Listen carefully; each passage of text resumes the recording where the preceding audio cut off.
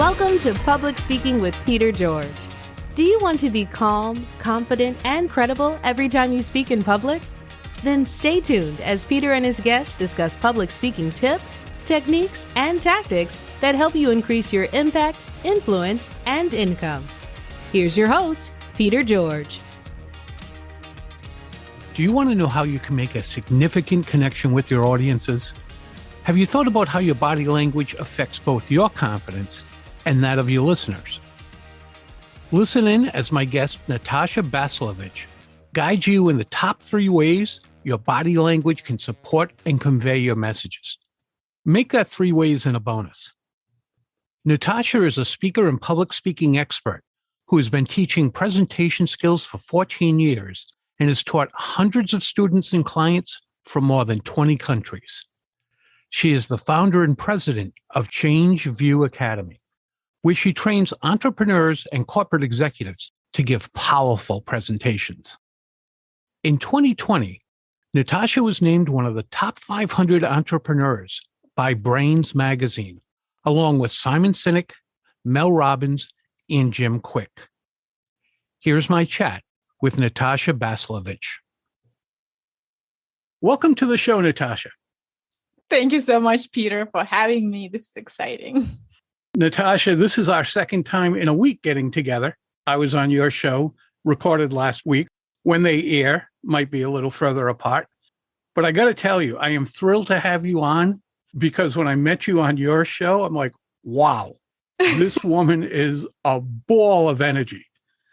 I just had a blast being on your show, so I'm thrilled that you're here. Thank you so much. Yes. I would say the same. When I had you on my show, it was amazing to talk to you. We got deeper and it was so interesting and we just clicked. I could feel it. And so I'm really, really excited to talk to your people, your audience as well. Glad to have you. I know from being on your show and talking off the air, you really like to discuss body language and how body language speaks to the audience. What do you think of maybe the top 3 things that speakers and aspiring speakers need to know about body language? I think our body language is so important, so powerful that it could, and that is number 1, I would say, that all speakers, all people who want to ever be effective as speakers, is that body language can even shift our personality, can change our character. Okay, maybe I shouldn't say change our personality because probably it cannot change. Some people argue about it, but character for sure. Because that's what happened to me in my childhood. I was very shy. I did not have confidence, but I wanted to become a journalist. I didn't think I would become a speaker. I wanted to be a journalist. I wanted to be an interpreter. So those were my things that I had in my imagination as a teenage girl. And I decided to become confident. So I was working on my confidence. I wrote a few points I remember in my diary, how to do it. And one of the things I read in a magazine, I can still remember that article, is that people have different ways they sleep. And I remember looking, okay, how do confident people sleep? They sleep on their back. And I remember I started training myself to sleep on my back. Just believe it or not, now it's my favorite way to sleep. You can retrain your body for anything. And then how you stand. So I just started doing those simple things. And of course, it took me a while, but I became I know that I'm very confident. And my friends tell me now that, and I can see it and I can feel it. But it was step by step. And very important thing was body language. I basically was using my body to reshape my mindset and change my character. And for every speaker, if you want to speak with confidence, then first you can start working on your body, not necessarily at the moment of speaking, but just daily, have this daily practice. Stand on your 2 feet on the ground with your 2 arms down. Don't cross them. Don't try to hold something or cover your body because that shows that you are unconfident, that you're hiding something, that you're a little nervous.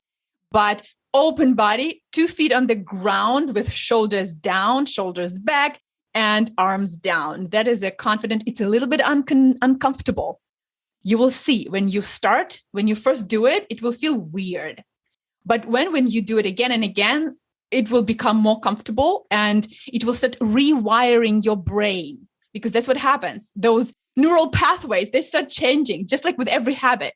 they start changing. The same with our body. And then it's like the body sends the signal to our brain and says, hey, yep, she's confident. We are confident. If you don't believe me, then please listen to Amy Cuddy. She is the professor of psychology in Harvard University, and she has a TED Talk, and she has a 1.5-hour speech on YouTube that you can listen to about the power of body language. So that was my big answer for number one. And don't you think it's as uncomfortable mentally as it is physically? Yes, it's always connected, right? When we think about this, mentally and physically. And with every habit, when you start doing something new, it's first uncomfortable. And both mentally and physically, it's new. It's something different. And that's why all you got to do is just do it once, twice, 3 times, and then you will create those neural pathways. And that will become easier.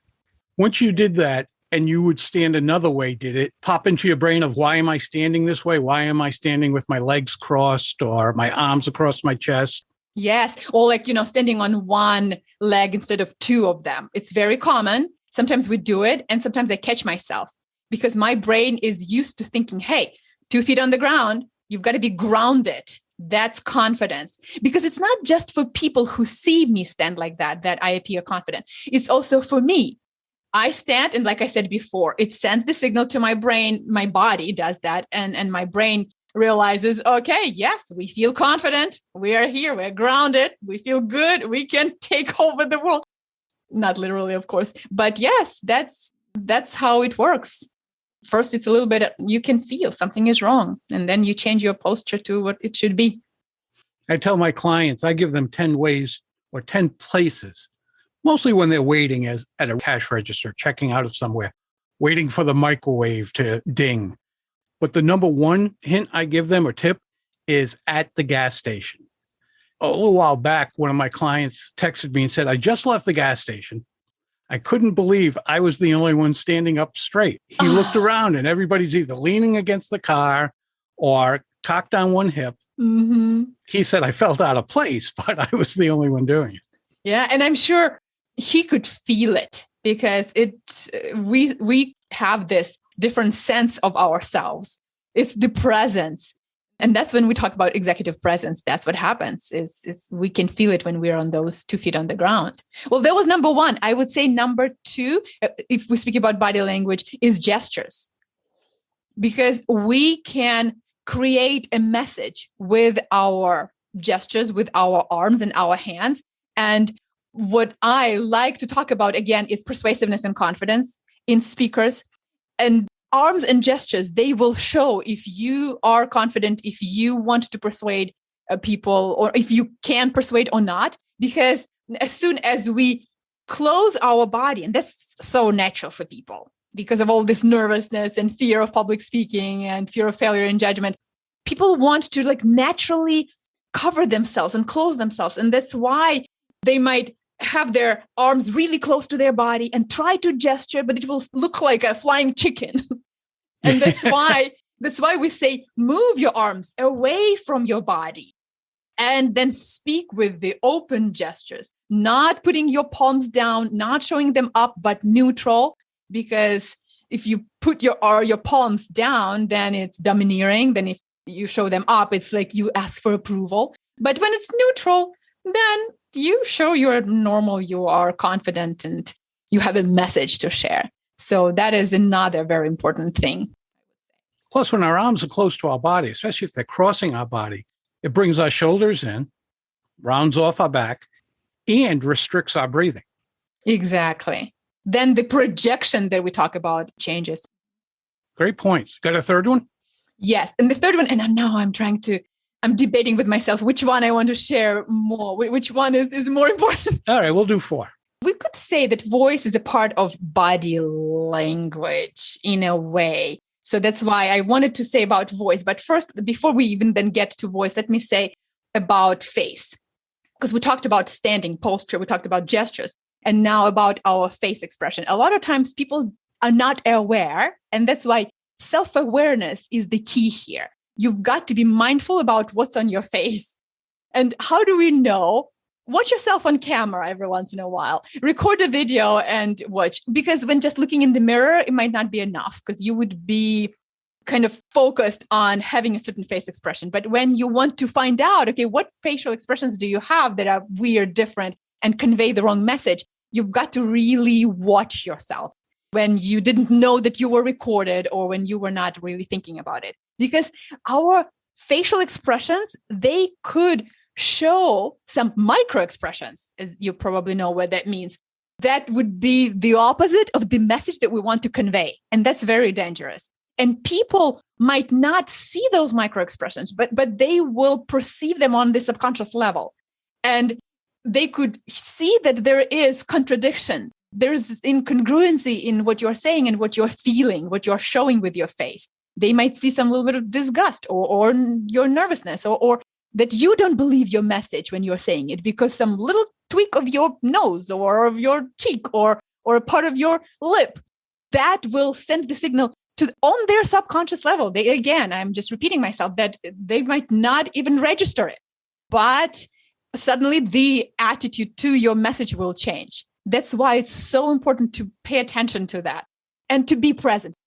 So how do we make sure that we don't have those micro expressions? Even if we don't know exactly what's going on our face, we can actually do it on our subconscious level. So how do we make sure? Just be present. So while you're talking, be present and think about your message, think about your people. Because if I am right now, if I start thinking about what I need to do after the interview, or things that are happening with my family, or some problems that people have in their life, if you think about that, it will show in your face. Again, it will show as a micro expression, but it will. And that's when people will feel this incongruency. So be present, be there, and focus on the message. I think when one of the times that shows up on speakers is when we watch someone walk out of the room, you see the light from the lobby come in, and we concentrate on that just for a split second while we're talking about whatever. Yes. Our face changes completely just for that split second. Or even when someone is on the phone, someone just takes their phone and starts looking at that. It's funny how much your face says. Exactly. But we can use it. We can play with it when we know. Because, for example, I can play with my eyebrows when I'm mindful about it, when I know that this shows attention or this shows excitement. And I can use that in some situations to put it in a message, to actually, again, confirm my message or emphasize something in it. But if you are not aware, then you cannot really use it as a tool, because our body is just such a powerful tool and visual aid. So now let's talk about voice. How important is voice? Voice is something, again, that we can play with, that we can use for making our message more powerful. Because if we don't use our voice, then we are depriving ourselves and we are depriving our audience of so much magic, because I believe there is magic in the ability to use our voice and to play with it. I want people to remember two words: vocal variety. Because when you play with your voice, that's when you use all the abilities or capabilities of of this gift that we've got, of this ability. Some people don't have it. Some people don't talk, don't speak. If you can, then work on your voice, because projection is just one of ways to work on it, is to know how to breathe, to speak from the diaphragm, to open up your throat and your mouth and your diaphragm so that the voice comes out. And there are, of course, exercises of how we can find out if we are projecting our voice, or if we are pitching it back into our throat, or we are carrying it forward. But if we just even remember two words, vocal variety, and then play with pace. So sometimes you speak faster, sometimes you slow down. Play with volume. So sometimes you get excited and I can speak so loudly. But then I speak about something sensitive or something so important, so I want people to pay attention, I will almost whisper. Then you use pitch. Pitch is so awesome, because when we speak with this high pitch, then it helps us build a relationship or show how we care about someone. You speak with children with this kind of high pitch. But if you want to be persuasive, if you are at the business meeting and you are sharing some message or some kind of presentation, and you want to persuade them, you use the low pitch voice, because it changes. Just You just heard me use my different pitch. And it's like different people, because the perception is different of these different pitches of voice. So pitch, pace, volume, rhythm. Change the rhythm. Don't just be in the same na na na na na na na na na. Change it. Play with it. Make it different. First you speak like this, and then you stop, and then you speak with a totally different rhythm. Because when we speak in the same rhythm, the same pace, same volume, it will be the monotonous. And if I speak to you always like this the whole time, then you will probably be falling asleep and you won't listen to this podcast and you will tune out, and then it's for nothing. Isn't that how we speak to children when we want them to go to sleep? Yes, Robert. That monotonous, soft, slow voice, and it just plods along and the kid nods off. Yes, or reading something and reading it with this voice. Or like if you listen to hypnotherapists. Yes. When they are trying to put you into, like, to hypnotize you, they are speaking to you with this kind of voice, and it has to be the same rhythm and the same monotonous pace and volume and everything. You don't want to hypnotize your audience. You don't want to put them to sleep. You want to have them on fire. So tell me about this. What about accents? Mm-hmm. I'm bringing that up for obvious reasons, and we both have accents. Do you? You know, yours is obviously from outside the U.S. Mine is a Northeastern accent. When I go to the South or the West or wherever else, as soon as I open my mouth, they say, "Where are you from?" And most say Boston. And I'm from Rhode Island, so pretty close. I know a lot of people say, well, I speak with an accent, so therefore I wouldn't make a good speaker. I say, you speak with an accent? Well, it means you're a human being, because everybody speaks with an accent. There's no pure language, like pure English language, pure American English or pure British English. Because look at the British English. There's Brits in the North speak one way, in London speak a different way, in the South, there's difference. And I met different people from England, from Great Britain. And we're not even talking about Ireland or Scotland. We just talk about England, and they have different accents.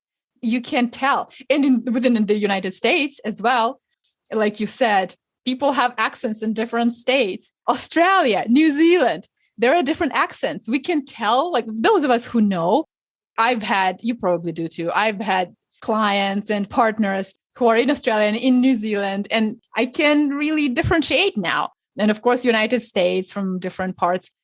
If you speak with an accent and you are from Asia or you're from India or somewhere in Europe or in the States, and you think that your language is not pure enough or is not perfect enough, then it means that you will be relatable to people, to your listeners, because all of them speak with some kind of accent. And if they think that their language is pure and they will judge you, listen to you and think, oh, I'm not going to listen to this person, they have an accent. Well, then it's their loss. Exactly. You can't please everybody. Just be who you are. Embrace your accent. What I always say about accents, though, is that as speakers, we want our message to be clear. Always, always. You want people to understand your message, to hear it well, and to understand what you mean. That's why make sure that you pronounce words so that people understand. If you are not sure how to pronounce, if, for example, this is your second language and you don't know a word, then go on YouTube, because there are so many words that I had to check the pronunciation and then know how to say them correctly. Because, of course, we could confuse our listeners, and we don't want that. But otherwise, don't worry about accents. Yes, I have an accent and I love it. Is it a fear of the accent, or is it a fear of being different? Yeah, you're right. It is a fear of being different. It's, this desire or need to belong as one of our common needs. We want to belong. So sometimes people think that they have to be like others in this group or community where they come. And that's why when they speak with an accent, they think that they are lower than those other people. I had a client who came, I think she came from Nigeria, if I remember right, but somewhere from the continent Africa.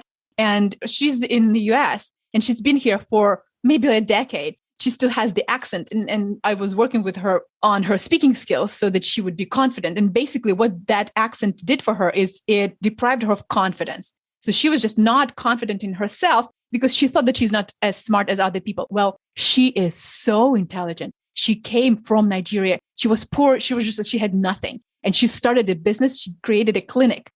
So she is a thriving businesswoman, and she still has this fear that her accent makes her sound not so intelligent, which I totally understand, but I wish people would stop feeling that way.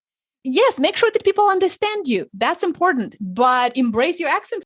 Be proud of it, because that's your legacy. That's where you came from. That's what you brought. That's your story. And usually stories are powerful. Now, a while back, you talked about confidence, that you love working with your clients on confidence. When we hold confidence in ourselves, how is that seen by the audience? When we are confident and people can see it in the audience, it gives them peace. It gives them comfort, and it gives them confidence too. They know, okay, I'm here to listen to this person who knows what she's talking about or what he's talking about. So I am not wasting my time. I know I'm going to get something out of this. So when we convey confidence, then it's like we put their mind in peace. So confidence really brings peace, and peace is so underrated, I would say, because in our world, all this anxiety and rush and so much, people need that peace. And that's why, this meditation and mindfulness, that's why we talk so much about this. Mental health now, it's so important because we don't have enough of peace of mind. I'm not even going to start talking about peace in the world, but just peace of mind.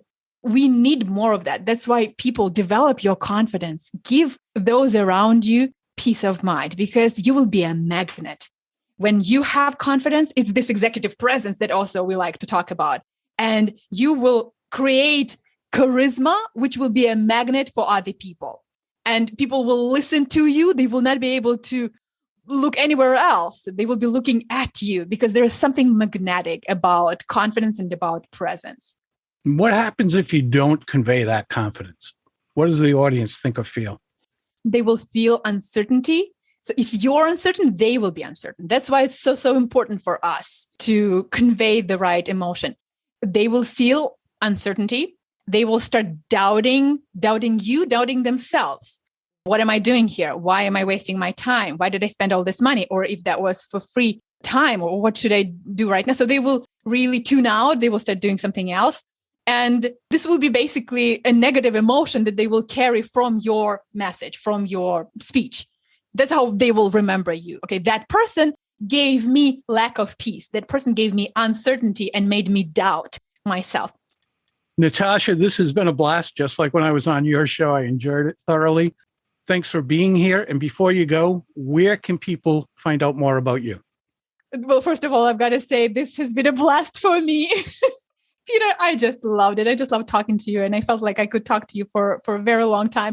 And I would love to continue connecting with people. You guys can find me on my website. It's natashabazilevych.com. And I'm sure that you can see the link in the show notes, because it is hard to remember how to pronounce, how to spell my name. But also you can find me on Facebook, Instagram, and LinkedIn as Natasha Bazilevych, the same spelling as on the website. And you can find all the links. I love to share my knowledge with people, put out the content about public speaking. And also on my website, you can get my free public speaking course, Public Speaking 101, as a gift. Natasha, thanks so much. Thank you, Peter. That's a wrap of another episode of Public Speaking with Peter George. Be sure to rate, review, and subscribe wherever you listen to your favorite podcast. Tune in Monday when you'll hear another episode of Public Speaking with Peter George, and again Thursday for your next episode of Quick Bites, public speaking tips and techniques you can digest in 5 minutes or less. Until next time, remember, when it comes to speaking in public, you've got this.